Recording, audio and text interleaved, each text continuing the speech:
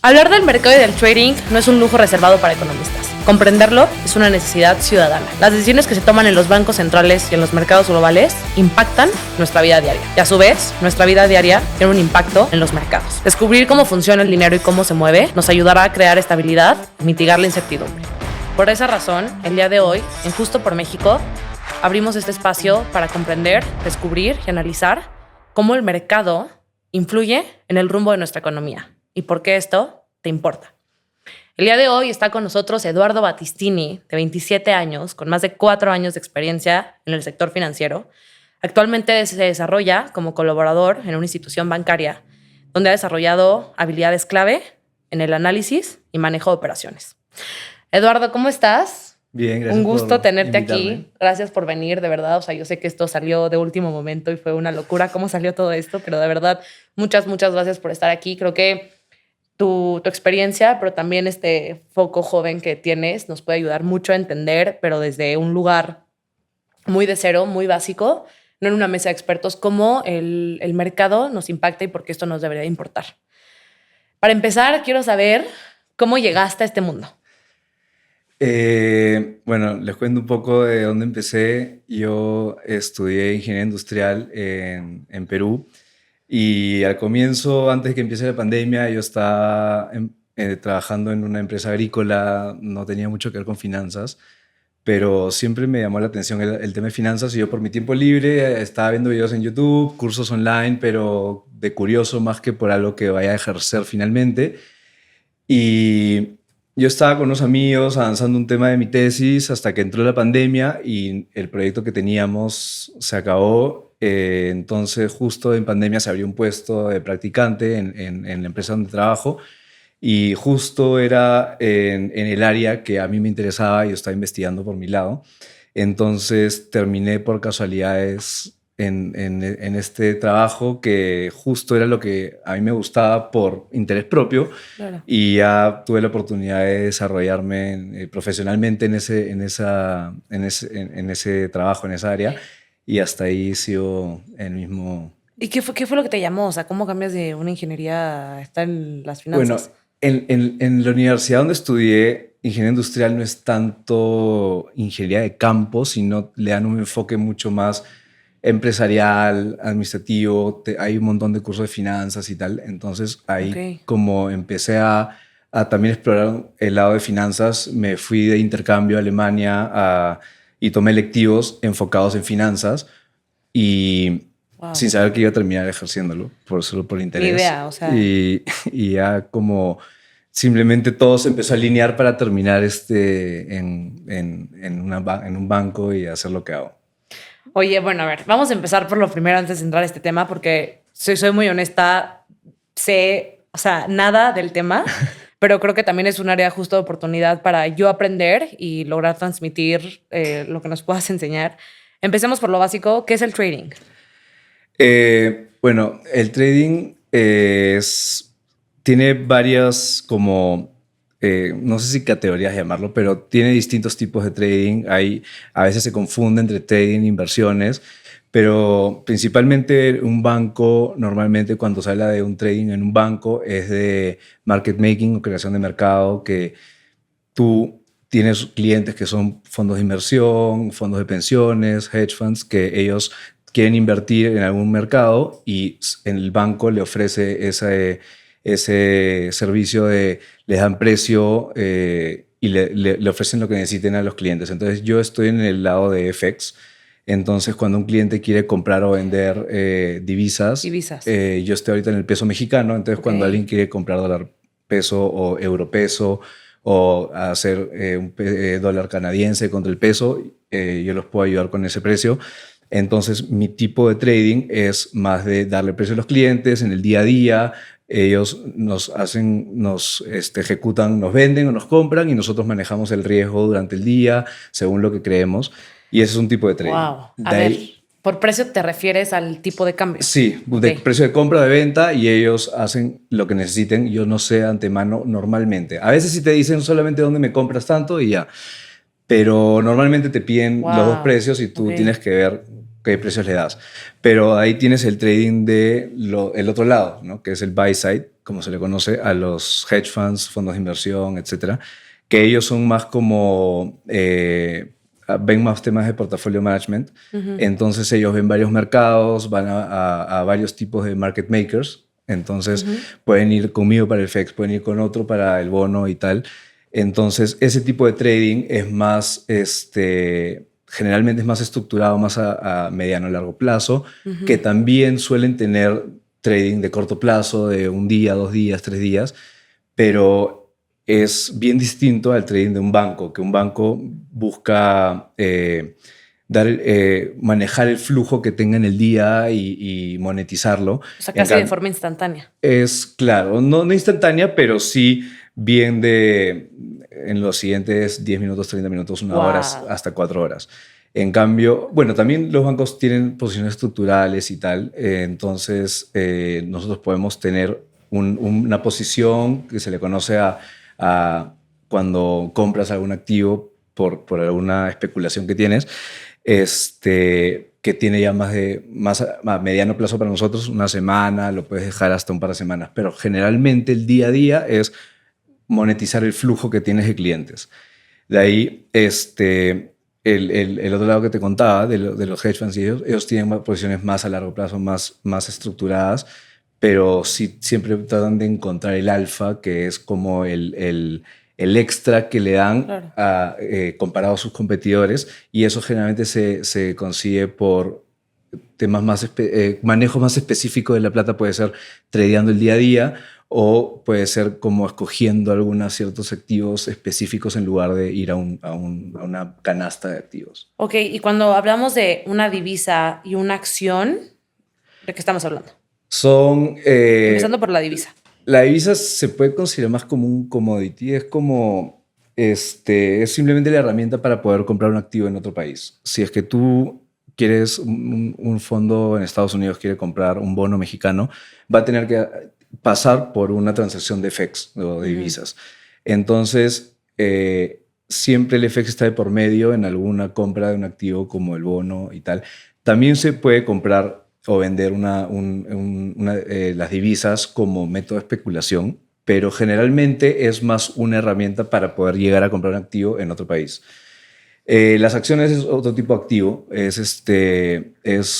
Como lo puedes ver, como tener un poco de ownership en una empresa. Okay. Entonces tú eres no propietario, pero eres estás la palabra se me fue, pero eres como tienes un pedazo de una empresa y tú puedes reclamar unos earnings o claro, un pedazo de rendimiento de esa empresa, de cómo hace el performance.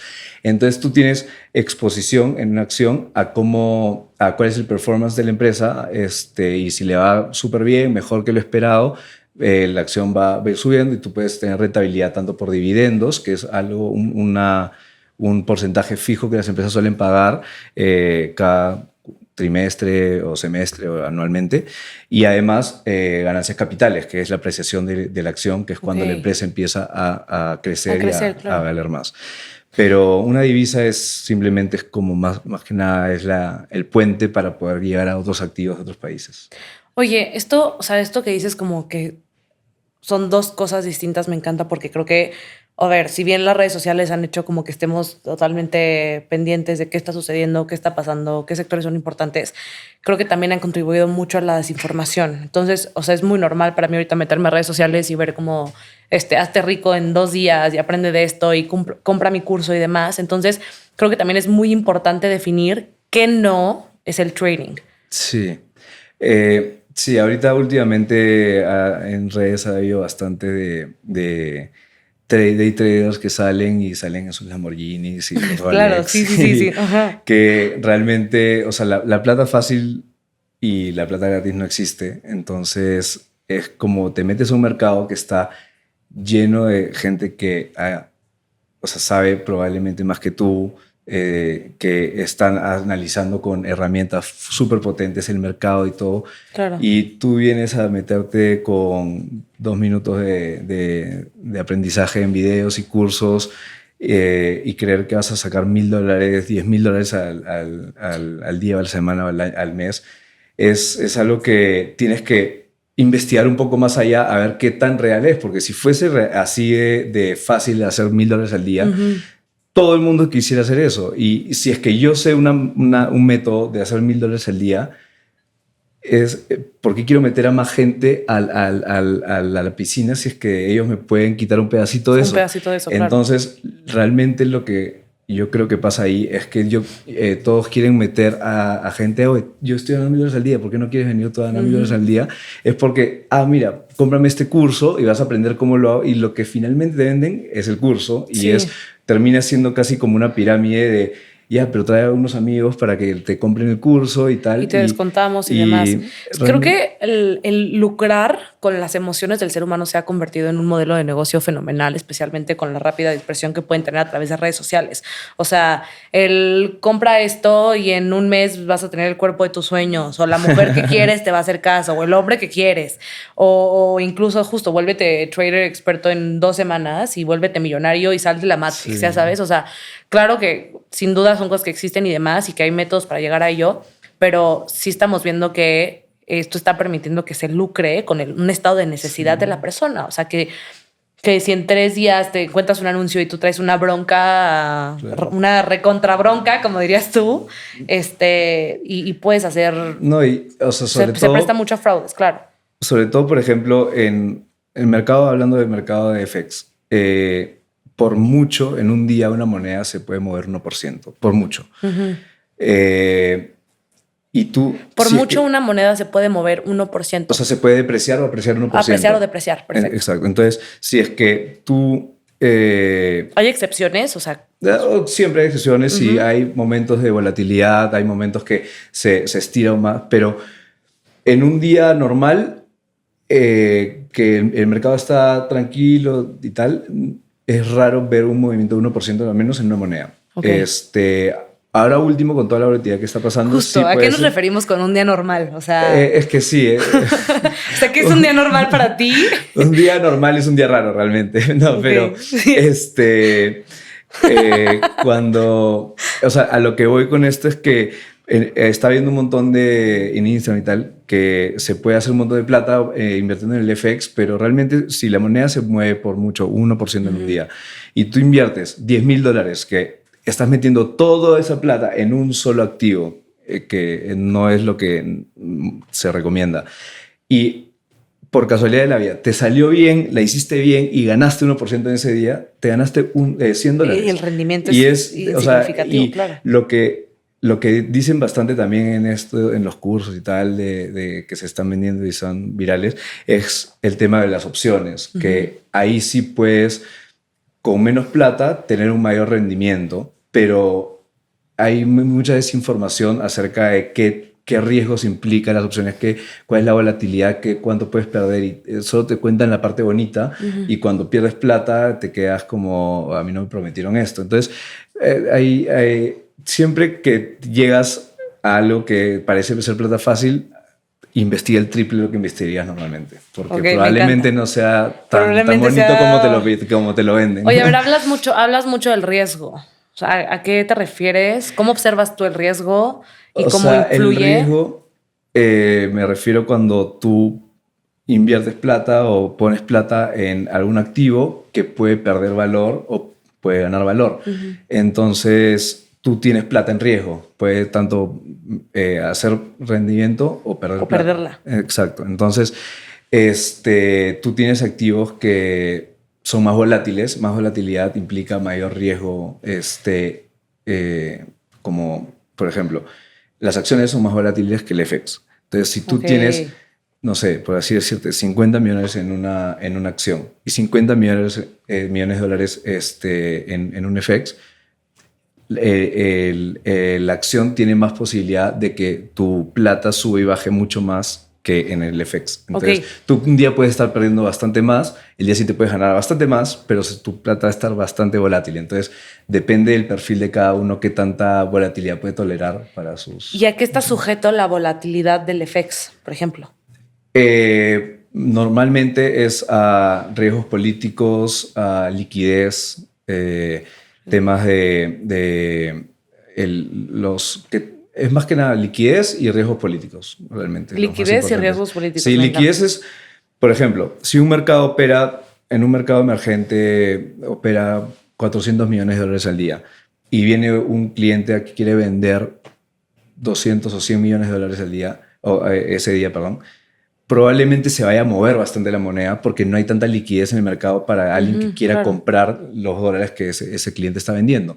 Entonces, la liquidez sí te puede mover un poco, te puede afectar la volatilidad de la moneda y también qué tan expuesto está el país a riesgos políticos. Ok, eso me encanta. Entonces, siento que una tensión política, alguna sanción, incluso la percepción que la población tiene sobre algún representante político tiene un impacto directo en el mercado. Sí, o sea, el mercado se mueve más por temas de incertidumbre, probabilidad, en el caso de riesgos políticos. Entonces, si es que, por ejemplo, viene una temporada de elecciones y hay un candidato de derecha que suele verse positivo para el mercado y de izquierda que suele verse negativo para el mercado. Y están viendo que hay probabilidades de que el de izquierda gane, entonces el mercado probablemente, hablando de FX, el tipo de cambio se vaya a subir, se vaya a depreciar la moneda nacional porque los inversionistas van a pensar 2 veces antes de invertir en ese país porque no saben qué tan friendly con el mercado sea el nuevo presidente si es que sale de la izquierda. Pero, por ejemplo, lo que voy es, un tema es por incertidumbre, entonces los inversionistas dejan de invertir en ese país ante la incertidumbre y esperan a ver cuál es el resultado final. Entonces, esa salida o esa falta de inversión afecta también la moneda y los activos de ese país.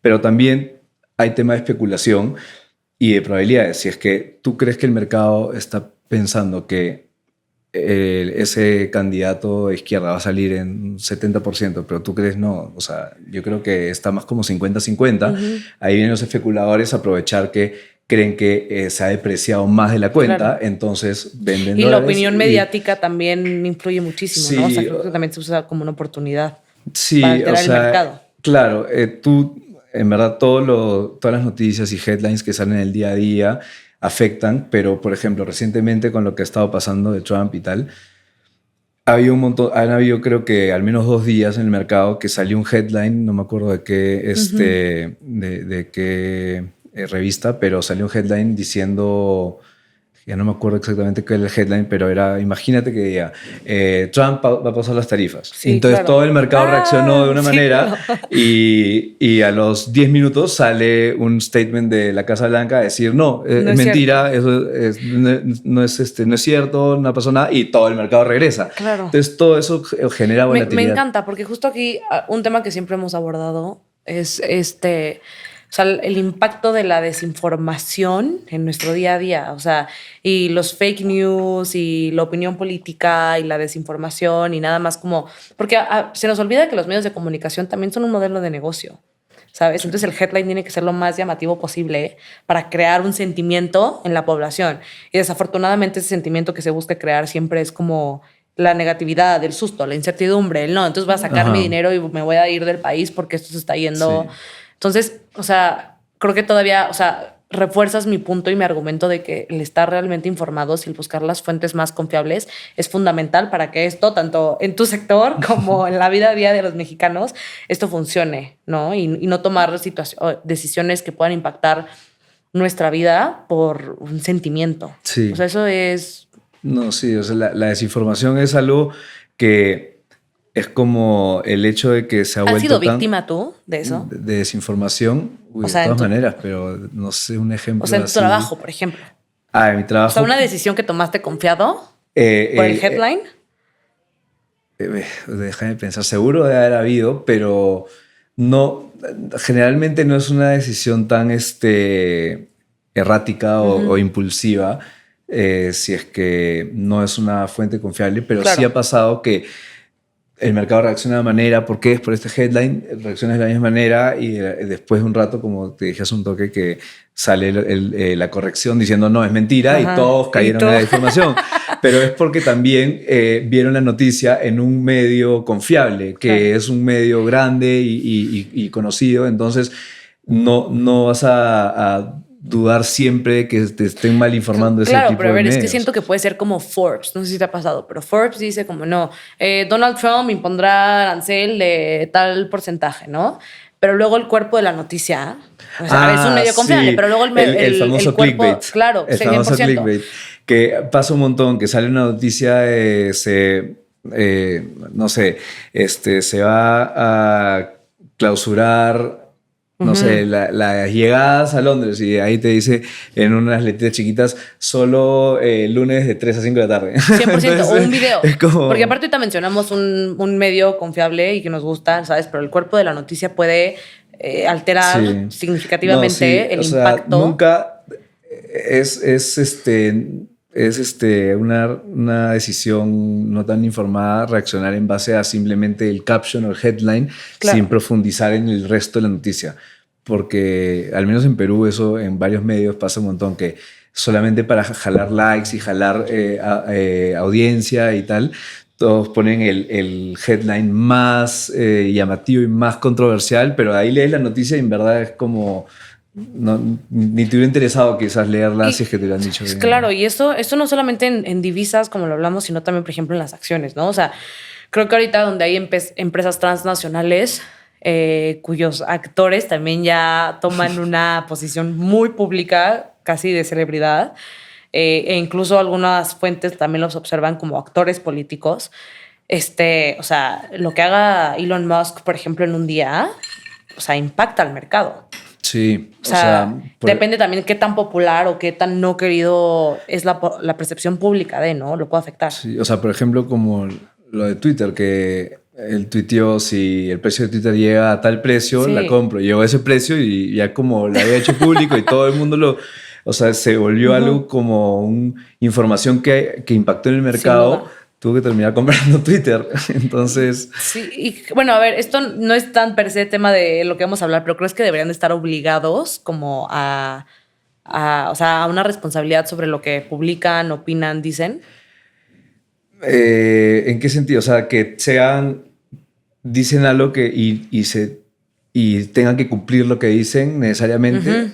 ¿Tú qué opinas? O sea, si es que ellos pueden dar algún tipo de justificación de que lo que le dijeron fue en tono de sarcasmo, tono no realmente en serio, sí, pero si es que ellos son conscientes de que tienen un poder en el mercado. O sea, si es que yo soy Elon Musk y voy a tuitear algo sobre la empresa o algo y sé que va a impactar en el mercado, entonces lo que diga tengo que ser como accountable de lo que va a pasar, claro, de las consecuencias de eso, como fue lo de Twitter.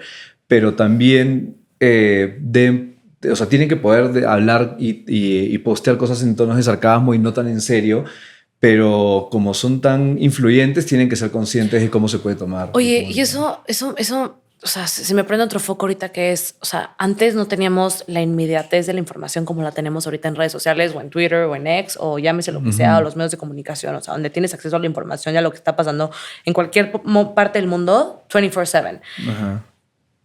20 años antes, 30 años antes, esto, ¿cómo, o sea, el mercado cómo se diferenciaba? Porque antes te tenías que esperar al día siguiente para enterarte qué pasó en New York, en Londres y demás. Sí, o sea, la inmediatez. ¿Crees que eso lo ha modificado? 100%. La inmediatez de la información ha hecho más eficientes los mercados en el sentido de que la información se refleja en los precios más rápido. Entonces antes tenías como salir noticia en Nueva York y afectar los precios, pero las empresas de Londres todavía no reaccionaban ante esa información.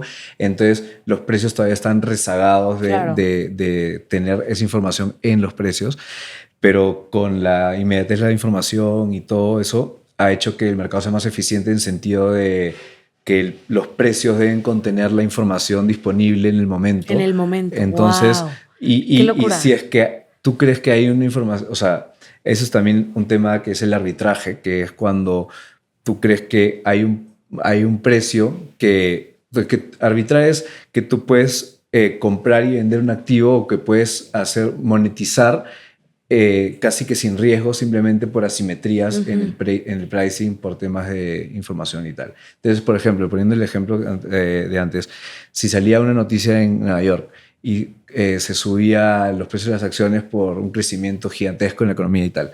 Y las acciones, no sé, de Londres todavía no reflejaban eso. Y alguien de Londres sabe esa información porque todavía no ha llegado rápido al resto, puede comprar la acción sabiendo que va a llegar esa información y el precio se va a normalizar o va a llegar a donde debería después de procesar la información. Entonces, el hecho de que la información sea inmediata y ya sea global y todo el mundo tenga acceso al internet hace que los precios sean más volátiles, ¿no? Entonces, o sea, casi que tomando tu vocabulario, o sea, que tengan la información metida en el precio casi que en tiempo real, entonces ya se hace más eficiente. Todos los precios que ves ya tienen información disponible en el mercado dentro del precio. Me encanta. ¿Y esto nos ha beneficiado? Sí. O sea, a ver, fuera del sector financiero, o sea, como un ciudadano normal, fuera del sector, o sea, ¿esto nos beneficia o nos afecta? No, o sea, beneficia 100% porque todos están como jugando en el mismo nivel, todos tienes el acceso a la información. Y las reglas son más claras. Sí, todo es más como... Es un arma de doble filo en el sentido de, no digo que sea malo y bueno, sí, sino que implica la inmediatez de la información a tener mucho más acceso a desinformación, como lo que estamos hablando. O sea, tú puedes entrar a Google y buscar una noticia y puedes ver 5 noticias que te dicen cosas distintas del mismo tema y te puedes malinformar y ya no sabes cuál es la correcta, cuál es la no. Entonces tienes que investigar más a profundo y llegar a lo correcto. Entonces, y eso, así como digo que todos los precios pueden reflejar la información disponible en el momento, también tienes que filtrar qué información es correcta y qué información no es correcta, porque tienes acceso a todo tipo de información. Vale, bueno. Entonces, sí estamos de acuerdo en que estar informado y cerciorarse que las fuentes sea la ideal 100%. Es lo mejor. Ok. 100%. Oye, Eduardo, a ver, trabajaste en Perú, en el mismo sector, y ahora estás en México. Me encanta porque creo que tenemos un margen de comparación. O sea, sigue siendo Latinoamérica. Ajá. Me fascina esto. Pero incluso en Latinoamérica, ¿qué diferencias has visto? ¿Cómo lo has sentido distinto aquí o allá? En términos de la volatilidad, de la percepción pública, ¿qué consideras? ¿Qué es diferente y qué has aprendido de esto? El mercado es bien distinto a Perú. Sí, bastante distinto. Por varios temas. Uno, la moneda que es mucho más volátil y tiene mucho más liquidez, que es lo que hablaba, que son dos cosas que te pueden generar volatilidad y acá una de esas cosas es mejor que en Perú. Entonces tú pensarías que de repente reduce la volatilidad, pero la moneda en Perú es particularmente estable, es bien como se le dice low beta. Low beta. Low beta. Beta es cuando tienes la sensibilidad que tienes a activos similares. Okay. Entonces, Perú generalmente tiene poca sensibilidad a movimientos comparados a sus pares, como LATAM.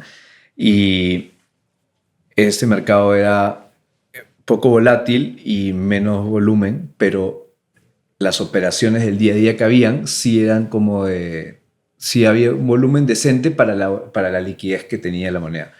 Y acá en México vemos volúmenes mucho más grandes, vemos volatilidad mucho más grande, y cuesta acostumbrarte a un tipo de mercado más volátil, porque tú cuando ves un movimiento grande para lo que tú estabas acostumbrado, dices, ya, no creo que se vaya mucho más, y termina yéndose el doble acá en México. Entonces es como... el triple, ¿no? Entonces, súper visceral. Claro. Oye, o sea, entonces aquí en México el mercado reacciona mucho más emocionalmente. No sé si sea una reacción emocionalmente necesariamente. Pero yo creo que sí, ¿eh? A ver, tú dime tu punto de vista. O sea, de todas maneras, o sea, el trading es un tema casi que emocional. O sea, las emociones juegan un papel bien importante, pero no creo que sea la razón principal por la cual la volatilidad es mayor en el peso mexicano, porque finalmente los inversionistas que se meten a México y a Perú suelen ser casi que los mismos fondos o los fondos grandes. Entonces, el tema es más, no un tema de por qué México es muy volátil, sino es porque Perú es muy estable o poco volátil, y es porque el Banco Central suele intervenir en el tipo de cambio cuando se está yendo bastante para un lado u otro, generalmente para cuando se sube el tipo de cambio, como hace unos años en el 2020-21, que tuvimos las elecciones y salió un candidato súper de izquierda. El tipo de cambio se fue de 3.50 a 4.10, que ese es un movimiento gigantesco para Perú. Y que en realidad, o sea, en términos generales no es muy significativo. ¿O sí? Es significativo, pero para Perú ha sido mucho más de lo que podría verse para, por ejemplo, el movimiento del 16 al 21 que tuvo México. El 16 al Claro, eso 21 es. fue algo que, o sea, en Perú, un movimiento de esa magnitud tendría que haber, Un golpe de estado, algo, o sí, o sea, sea, algo una locura. recontra fuerte, porque generalmente el Banco Central le da liquidez a la compra de dólares que viene de los extranjeros que quieren salir del país de sus inversiones, y generalmente la liquidez viene del Banco Central. Entonces te aguanta un poco la depreciación del tipo de cambio. Y no hay muchos países de los que tienen este tipo de intervenciones periódicas en el tipo de cambio. Pero la verdad que el Banco Central de Perú ha sido muy reconocido en cómo ha manejado o sea, sus mandatos y el tipo de cambio. De hecho, a Julio Velarde lo han reconocido como uno de los mejores banqueros centrales del mundo. Y por eso es que el sol peruano es mucho menos volátil. Y cuando he venido a México me ha chocado bastante la volatilidad. Te encuentras Y justo con unas lo de hormonas Trump impresionantes. sí. Claro. Pero de hecho, de ahí vienen las oportunidades también, ¿no? De la volatilidad. O sea, mientras más volatilidad, más oportunidades para monetizar hay. Entonces, es una cancha de juego que tienes que acostumbrar, pero que hay oportunidades por el mismo naturaleza de la volatilidad que hay. Oye, es que esto a mí me encanta porque, o sea, desde mi punto de vista, sí creo que el estado anímico de lo que yo he visto en México, de nuestro país, afecta totalmente nuestra economía, ¿sabes? O sea, sí creo que somos un país que nos podemos como identificar a veces por el resentimiento, por el enojo, por la desconfianza que se tiene hasta nuestras autoridades o instituciones públicas. Entonces, que eso impacte directamente en el peso. Y como lo expones tú, o sea, literalmente me imagino, ya sabes, de que la novia hormonal loca, de que, ahora sí, ahora no, ya no confío en ti, luego te amo y luego te odio. O sea, creo que así lo podemos observar. A otro escenario en donde las cosas se mantienen más estables, ¿sabes? Como, justo como lo dices, como aquí en México es, no sabes qué vas a esperar o qué headline te va Claro. a cambiar la jugada. O sea, creo que me encanta. Pero quisiera entender, porque la verdad no lo sé, ¿qué es diferente aquí en México? O sea, ¿por qué en Perú el sol se puede mantener mucho más estable por la intervención del Banco Central aquí? Mira, generalmente es porque o sea, depende, es una decisión de cada banco central. Y en Perú, el Banco Central tiene unas reservas, bastantes reservas en dólares, como porcentaje de GDP, y le permite poder usarlo como herramienta para intervenir en el mercado de ser necesario para estabilizar la moneda. Y eso también da cierta confianza a los inversionistas cuando quieren invertir en Perú, que saben que la moneda no se les va a mover por todos lados. Entonces, si es que entran a Perú, imagínate que tienen un 10% de rendimiento en el activo que compren, en un bono, y tienen la seguridad de que la moneda va a estar estable y no se le va a mover más de 1% o 2%, van a asegurar como una rentabilidad de 8%, asumiendo que todo va bien en el horizonte de inversión que tienen. Pero si es que están en una moneda muy volátil y que se les puede mover 5%, ya perdieron la mitad del rendimiento que tenían con el otro activo. Claro. Entonces, el hecho de tener una moneda estable le da ciertas como también seguridad a los inversionistas de entrar a ese país. Y Perú es un país que tiene bimoneda. O sea, tú puedes tener tu cuenta en soles y en dólares así. Eso me voló la cabeza. Me voló la cabeza. Sí, o sea, yo tengo mi cuenta en Perú en soles y dólares y puedo cambiar de la una a la otra. Puedo ahorrar en dólares, puedo ahorrar en soles. Los bancos... Y el tipo de cambio es, me imagino, o sea...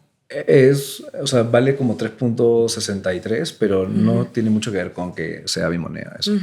Pero todos pueden tener acceso a tener cuentas en dólares y en soles, y los mismos bancos, como tienen cuentas en dólares a sus clientes, y el Banco Central también le presta en dólares a los bancos. Entonces es algo que en muy pocos países de Latam se ve. Y eso ayuda también a que el Banco Central tenga como las reservas el encaje de los bancos y tenga bastantes reservas de dólares para, si es que se necesita, puede ayudar a estabilizar el tipo de cambio, como hablábamos. Y tiene varias herramientas, ¿no? Intervenir directamente en el spot es algo que hacen en casos extremos. Normalmente lo usan con otro tipo de herramientas que, como se llama swap cambiarios, que son básicamente como unos forwards que venden a futuro. no usan cash hoy, sino a futuro. Entonces, no les consume liquidez en dólares, sino pueden intervenir sin consumir efectivo. Pero esa es una de las herramientas que usa, que a diferencia de varios países como México, que no son tan activos haciendo ese tipo de cosas. Wow, me encanta. O sea, la neta sí lo observo muy distinto y no sé si sea porque no tengo las herramientas, pero por ejemplo, hace 2 semanas yo tenía que hacer una transacción en dólares y mi PayPal, o sea, la cuenta a la que iba destinada no funcionaba. Entonces, fui al banco y demás y me pedían como demasiada información que el mismo acreedor no me la daba. ¿Sabes? Como no necesitas este dato y este dato y este dato y este dato. Dije, bueno, pero ¿por qué va a ser tan complicado hoy en día? Ya sabes. Y por PayPal no podía. Si no lo hubiera hecho por PayPal, sí temas. Pero eso, o sea, que en Perú tengan esto... Es un lujo. O sea, en verdad, yo cuando me iba de viaje con amigos a Chile, Argentina, cuando estábamos coordinando... Sí, es un lujo. Sí, cuando estábamos coordinando el transporte, nos decían, no, pero nos pueden depositar en mi cuenta de BCP de dólares y le transferíamos a su cuenta en dólares que tenían en Perú. Ellos tenían su cuenta de ahorros en dólares en Perú porque no podían en Chile ni Argentina. Entonces, y no lo sienten, no lo resienten, porque siento que el mexicano sí resiente la compra y venta de dólares, por ejemplo. O sea, ustedes con este método no resienten el cambio de la moneda. No, cero. O sea, solamente tenemos dos monedas. Está loco, ¿no? Está fenomenal. O sea, no soy la única que lo ve así. ¿Están de acuerdo? ¿Sí? O sea, yo tengo mi cuenta en dólares y soles y a veces tengo dólares cuando voy a viajar y uso la misma tarjeta que uso en Lima, la uso en otro país y lo pago con eso. Pero en verdad es algo que cuando sales de Perú recién te das cuenta del beneficio que es eso. El beneficio, no, total sí, lujo, me impresiona. Pero sí, no, y yo considero que Perú está bastante bien en tema de bancarización porque, o sea, es muy raro tener efectivo, por ejemplo. Yo nunca uso efectivo y cuando he llegado a México he tenido que empezar a acostumbrarme a tener efectivo de nuevo porque se usa más que en Perú. En Perú yo hace 3 años creo que no toco un efectivo, un billete o una moneda. Eso también es una locura. Hay una aplicación que se llama Yape, por ejemplo, que salió como un proyecto de innovación de Yape, que salió como un proyecto de innovación de un banco peruano, que es BCP, que es el banco más grande de Perú. Sacó esta aplicación y conectó a varios bancos porque fue un éxito y ahora yo le quiero dar, no sé, el equivalente a 50 pesos a un amigo y agarro su número y lo mando en menos de 2 segundos. O sea, pero ¿funciona como PayPal o qué es lo que...? Está en base a número de celular. O sea, tú te creas tu Yape con número de celular y lo conectas a tu cuenta de banco. Y eso también tiene QR. Entonces yo puedo ir a la playa y viene un heladero y le compro un helado con el QR, yo lo escaneo, le pago los... O sea, ¿estás en la playa? Estoy sentado en la playa y viene un heladero... El heladero de carrito normal. Y tiene su QR, yo lo escaneo y le mando y no tengo que pasarle efectivo. ¿Qué? Sí. Eso también está loquísimo. A ver, no me sé la estadística exacta porque ya la olvidé, pero hace poquito estaba haciendo una investigación para el acceso al crédito. Y no me acuerdo, o sea, es arriba del 50%, ¿ok? Arriba del 50%, según yo es como 50, 70. La economía mexicana, o sea, nuestra principal fuente es el efectivo. Yeah. O sea, el efectivo está, y es uno de nuestros principales problemas, de hecho. Yeah. Depende del punto de vista, ¿verdad? Pero bueno, para la economía es un problema que casi todo sea efectivo. Y, o sea, justo es la falta de tarjetavientes, vaya, ¿no? O sea, de débito. Ajá. Esto en Perú, ¿cómo es que el heladero sí tiene un QR? ¿De dónde lo sacó? ¿Qué lo sustenta? Sí. ¿Hay una cuenta bancaria detrás de esto? O sea, tú para tener una cuenta de Yape, que es donde le puedes transferir en cualquier momento a alguien, tienes que tener una cuenta de banco como que conectada a la cuenta de Yape. Entonces, creo que como el 40% de la población no está bancarizada, pero el 60% sí, que es un porcentaje alto como para un país como Perú. 40% no de la población está bancarizada. Okay. No está bancarizada. No o sea, el 60% sí está. Okay. Creo que es algo por ahí la estadística. Es más o menos por eso. Según yo aquí es el 49%. Ya. O sea, Perú está antes más bancarizado que México. Y Perú es una economía menos desarrollada que México. Y está más centralizado, ¿no? O sea, como que todo está en Lima. Un tercio de la población vive en Lima. Un tercio de la población vive en Lima. O sea, son 30 millones en Perú y 10 millones están en Lima. Ok.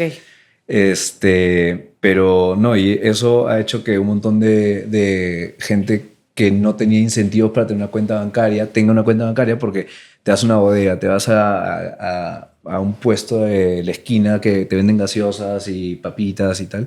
Puedes ir con Todos- tu QR y escaneas y no tienes que tocar efectivo. No, es que no. O Y sea, eso es... oye, ¿y hay internet? ¿Se necesita internet para esta operación? Sí. ¿Sí? Sí. Pero hay, o sea, Pero ahí generalmente todos tenemos tienen internet. Generalmente todos tienen internet. Oye, Sí. eso está cañón porque, a ver, esto es otro tema, sin duda, pero sí creo que sí tiene un impacto en el historial crediticio que una persona puede formar. O sea, hay También. uno de los problemas que tenemos acá, no sé cómo sea contigo, pero que es la falta de confianza en las instituciones bancarias. Claro. ¿No? O sea, de que no es que los bancos te roban, es que los bancos son malos. Y Sí. Y eso creo que en todos los lugares hay siempre como ese tipo de pensamiento, pero, o sea, finalmente es el intermediario financiero que tienen todos y ellos existen gracias a que hay gente que confía en ellos. Entonces sería como dispararse al pie que los mismos bancos estén quitándole, o sea, y los bancos manejan millones de millones de millones y quitarle 1,000 pesos a alguien o sea, no es no es que todos siempre tienden como a pensar en que alguien les va a robar, o sea, a quitar, sí, a como engañar. pensar un poco mal o tener dudas antes de creer a plenas en algo, pero finalmente es un servicio que te ayuda, que te facilita Sí, que el usado día con a día. responsabilidad Sí, es una maravilla. o sea, en verdad yo todavía no he tenido razones para dudar. Ahora, obviamente hay casos en los que el servicio no es el mejor, no te contestan, tienes una denuncia, una queja y ya. Pero esos son temas más como administrativos que de literalmente que el banco te robe. O sea, eso sí me parece que no es algo Claro. que yo haya presenciado. Oye, hablando de la novia tóxica y la volatilidad y demás, estabas, o sea, bueno, creo que no estás aquí, pero la reforma judicial en México, por ejemplo, ¿no? O sea, de estos casos que pueden como sacudirnos, impactarnos a todos y crear toda esta clase de sentimientos. Desde tu punto de vista, ¿cómo esto impactó al mercado? O sea, al peso mexicano. Mira, yo cuando justo estaba viniendo a trabajar a México y empecé el proceso, justo estaba en todo el tema de las elecciones y la salida de AMLO, entrada Claudia y justo AMLO ¿Seguías en Perú? Sí, yo soy en Perú, sí. Okay. Todavía no estaba viendo el mercado mexicano, pero, o sea, cuando en ese momento AMLO creo que dejó lo de la reforma judicial y Claudia entró y lo continuó. Y ahí el peso me parece que se fue como de 17 y pico a 17 y algo a 20 o 19 y algo. Entonces, se vio bastante una depreciación bien fuerte, como de ¿cuánto eso es? 10% más o menos. Al tema de la reforma judicial y por la entrada de Claudia. Y, o sea, la reforma judicial fue mal vista por el mercado, entonces el reflejo de eso fue salida de dólares porque los inversionistas dijeron voy a sacar mis inversiones de acá claro. hasta ver qué va a pasar con la situación. Entonces, cuando salen inversiones de acá, salen dólares. Y ahí se refleja el toque en el tipo de cambio. Viste que se subió bastante. Entonces, todo ese tipo de temas políticos tienen implicancias en los activos y en la moneda y qué tan fuerte está la moneda comparado al dólar, ¿no? Oye, creo que, o sea, entonces, ¿cómo reacciona el mercado? No sé, por ejemplo, Trump, ¿no? O sea, ¿cómo afecta el mercado los líderes que son impredecibles o, en todo caso, proteccionistas? O sea, hasta este tipo de casos donde crean tanta... O sea, el tema de la reacción es dependiendo, no es porque es proteccionista reaccionar de esa manera, sino es de las políticas que impone, como el tema de las tarifas y tal. Es un impacto bien complejo en realidad, que todavía ni siquiera se sabe cómo va a impactar. Solamente que el movimiento es más a un risk aversion, que prefieren ir a activos de más seguros o más como menos riesgosos, se van a commodities como se van al oro, o sea, ahora últimamente se van a Bitcoin, pero se van generalmente a activos que son el safe haven en temas en tiempos de incertidumbre. Y el tema de las tarifas de Trump, o sea, ya un día sale que va a poner las tarifas, el día siguiente le dice, no, te doy 90 días de pausa y vamos a negociar. Entonces, tú ya llegas a la oficina y no sabes qué te va a salir Trump con qué noticia. Y entonces, ya es más como incertidumbre. Tú puedes estar pensando que el mercado se va a ir para allá, pero ahí viene Trump a decir, no, esto, y hace otra cosa. Y hace otra cosa. Si quieres lo podemos borrar si me lo pides después, pero ¿cómo o sea, tomarías una decisión basada como en los hechos o en el discurso político? Depende, o sea, ¿cuál es mi horizonte de O sea, a ver si... Si yo quiero hacer plata, si yo veo que sale una noticia y se va a mover al toque en los siguientes minutos, ya puedo, no sé, comprar dólares o vender dólares según el tipo de noticia que haya salido y los vendo, los compro al rato. No es algo que yo crea que estructuralmente se va a mover para un cierto lado. Entonces, si es que tú quieres simplemente como tradear el headline, que realmente es casi que tirar una moneda al aire porque te puedes jugar en contra. O sea, tú no sabes realmente cómo te va a... Porque el mercado se demora en procesar la información. Claro. Y tú sale un headline y todo se mueve para un lado, pero ahí cuando empiezan a leer las letritas chicas, ¡boom! Todo se regresa. Todo, entonces, y sobre todo en temas, en esta época de tanto headline de Trump y tal, te puede salir súper mal como te puede salir súper bien. Entonces, normalmente no sé, últimamente no he estado viendo tanto de trading de headlines, pero sí te das cuenta, ¿no? Cuando estás ahí, cotizas y tal, que hay gente que sí lo trata de tradear y le sale bien, le sale mal, pero es un el tema de Trump muy, muy complejo en el impacto final. Entonces, tú ¿Crees que es algo ¿crees que Trump genera algo en el mercado que jamás se había visto? Uy, jamás había visto. Tengo 4 años, 5 años en el mercado. Creo que ciclos, ¿no? O sea, algo que, no sé, desde mi punto de vista, algo que a mí me llama mucho la atención y que se ha comentado antes aquí es una noticia, no sé, por ejemplo, entra una nueva presidenta y al día siguiente vas a tener la noticia... entra Claudia Sheinbaum y el peso se deprecia en tantos %, ¿no? Claro. Pero eso es algo que siempre sucede. O sea, la entrada de un nuevo actor político al mercado, sí, por la incertidumbre que genera y por lo poco predecible o lo predecible que puede ser, va a tener un efecto en la moneda. Sí. O sea, pero creo que esto la gente lo toma como... No, es que sí, la economía ya se va a ir al piso en lugar de como algo normal que puede suceder. O sea, Trump, por ejemplo, sí crea demasiada polémica, pero también creo que la economía sí se maneja en ciclos, ¿no? Sí, o sea, que al final del día, por más que... Ahora, el tema es que, claro, tú puedes... La economía se maneja en ciclos, pero de repente el mercado piensa que ya, no sé, este ciclo está en esta etapa. Puedo hacerte un ejemplo así, medio general. Sigue esta etapa, pero entra Trump o entra X y con sus políticas puede acelerar que esta etapa se acabe. Claro. O sea, entonces puede mover el horizonte de tiempo que dure esta etapa. Entonces puede hacer que una recesión sea más pronta de lo que el mercado preciaba. Y eso te va a mover los precios de los activos en el mercado. Entonces, si es que el mercado dice ya estamos bajando después de un pic de acciones que veníamos con rendimientos de más del 10% por años seguidos. Los siguientes años van a bajar a tener un 5%. Pero ahí viene Trump y las políticas que pone pueden acelerar una recesión o pueden acelerar una pausa en el crecimiento de lo que el mercado esperaba. Me encanta. Eso afecta los precios instantáneamente porque el mercado empieza a ajustar sus expectativas conforme a los nuevos desenvolvimientos en el tema político. Es que realmente me encanta porque jamás lo he observado así. O sea, como que para mí es, si entra este actor político, entonces, o sea, como que a muy términos generales, ¿sabes? Pero viéndolo desde tu punto de vista, realmente estoy aprendiendo, o sea, hasta me causa un poco de gracia, ¿me entiendes? Porque con más razón refuerzo este argumento de la importancia que tiene la percepción del público en la economía global, ¿sabes? Sí. O sea, respecto a un evento u otro. Y más en una sociedad ya tan globalizada como la tenemos hoy en día, ya no nada más estamos a disposición de lo que sucede en México, sino es qué está pasando en Estados Unidos, qué está pasando en Canadá, sí, qué está pasando en toda Latinoamérica, qué está pasando en Europa, ya sabes, o sea, en China sobre todo, o sea, estas grandes potencias y esta globalización y la interconexión que existe entre economías, o sea, ya no nada más es como, o sea, ahora sí es como el cuerpo humano, ya sabes, de que absolutamente todo te va a afectar y va a tener un impacto en ti. Pero creo que me causa demasiada gracia ahora sí la opinión mediática y más que nada, bueno, por un lado sí me preocupa como la desinformación, porque te digo, hasta sé yo... Sí. Un día no tenía ni idea de todo esto y cómo nos puede afectar. ¿Cuánto tiempo llevamos para saber qué tanto darle al... ¿1 hora ya? Eduardo, wow, te dije que no íbamos a tener problemas contigo haciendo esta conversación. Me encantaría hablar mucho más, pero por motivos de tiempo vamos a meterle un poquito de rush.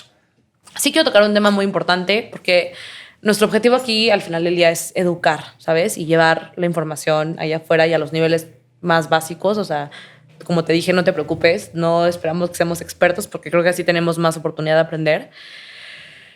Quiero tocar rápidamente el tema de la criptomoneda. ¿Qué futuro ves en este tema? ¿Y crees que esto es una evolución, una mejoría? O sea, ¿qué ves venir en este tema? Bueno, la tecnología que está detrás de las criptomonedas es lo que yo considero importante, que es el tema del blockchain, que te da una transparencia y le da como... Lo hace una tecnología para transar mucho más sólida y transparente. El tema es que cada semana salen 10 monedas nuevas y cuál es la que va a terminar siendo la sólida y tal. Pero realmente, según como entiendo la tecnología de blockchain, mientras más tiempo tiene y más como bloques hay sobre uno y sobre el otro, más sólida se vuelve ese blockchain. Entonces, como por ejemplo, Bitcoin ahorita es la más sólida. Uno, porque es la que tiene más tiempo y tiene más demanda, ¿no? También. Sí, pero la demanda viene a raíz de que tiene una característica fundamental que comparte con el oro, por ejemplo, que es el recurso limitado. El Bitcoin va a tener hasta 21 millones de Bitcoins producidos y no se va a producir más. Entonces es un recurso ilimitado que eso también le da valor. Y ahorita... Es un recurso ilimitado. Limitado. Limitado. Limitado. Ok. Sí, que va a tener hasta 21 millones. Sí. Y entonces, ahorita no es que hayan un uso cotidiano o práctico que veamos en el día a día de Bitcoin, pero sí está siendo usado como un store of value, que es parecido al oro. Y hay opiniones de todo tipo, ¿no? Hay un montón de fondos grandes de inversión que ven que Bitcoin se irá a $200,000 cada Bitcoin, a 300 hasta 700 he escuchado de alguien que piensa por temas de adopción institucional, claro, que los fondos de inversión y todo van a empezar a invertir un 3-5% de sus activos en Bitcoin y esa demanda va a hacer que el precio se llegue a subir. ¿Crees que México esté preparado para una adopción de cripto?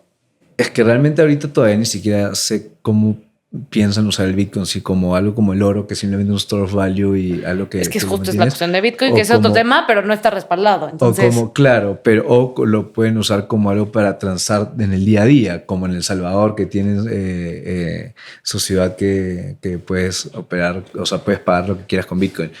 Todavía realmente no sé cómo el mundo terminará adoptando el Bitcoin, pero sí es algo que ya todos están empezando a tomar mucho más seriamente y que sí posiblemente vaya a funcionar bastante bien. Eduardo, creo que neta nos dio demasiado, o sea, para hablar y como te dije, no te preocupes, te juro, me van a salir las preguntas ahí. Vamos a entrar rápido a una dinámica. ¿Es verdad o mentira? Ok. Tú me vas a decir verdad o mentira. Y ya, ¿ok? A ver. Son pequeñas oraciones envueltas al trading y tú me vas a decir cierto o falso, ¿ok? Ya. El peso mexicano depende de la mañanera del presidente. Algunos días sí, algunos días no importa. O sea, por ejemplo, el día que Claudia salió a anunciar el tema de que va a postergar las tarifas de Trump, recontra impactó. El tipo de cambio se fue de 21.10 a 20.50 en 3 minutos. Pero el resto de mañaneras de repente no tienen mucho importante que decir para el mercado y no importa. Pero hay días que sí. El trading es como apostar en un casino. Eso me gusta, te diría verdad. O sea, realmente no es tan verdad ya, ¿no? Es que no, alguien lo puede ver como así, pero no es que no, tiene tantas aristas. Ver, ¿quieres perder? Tiene tantas aristas, pero puedes ¿verdad tomarlo. Mentira? Como... ¿Y cuál es la pregunta exacta? No, es una afirmación. Tú me dices si es cierta o falsa. El trading es como apostar en un casino. No sé. Que ya perdiste. Un tuit de Elon Musk. Diría, pero en verdad sí se puede. ¿Cómo? Un tuit de Elon Musk puede afectar el valor de una moneda. Sí. ¿Sí? Ok. Entre más alta esté una moneda, mejor es para el país. No, o sea, mientras el tipo de cambio esté más alto, no. ¿No? Es que... Falso. ¿Verdad o Es que, mentira? es que depende ¿Por porque qué nadie sigue este juego? Es O sea, que no, mira, si es que tienes a un país exportador que su moneda es débil, tiene más competitividad contra el resto de países. Entonces, le puede beneficiar tener una moneda más débil, que el tipo de cambio sea más alto.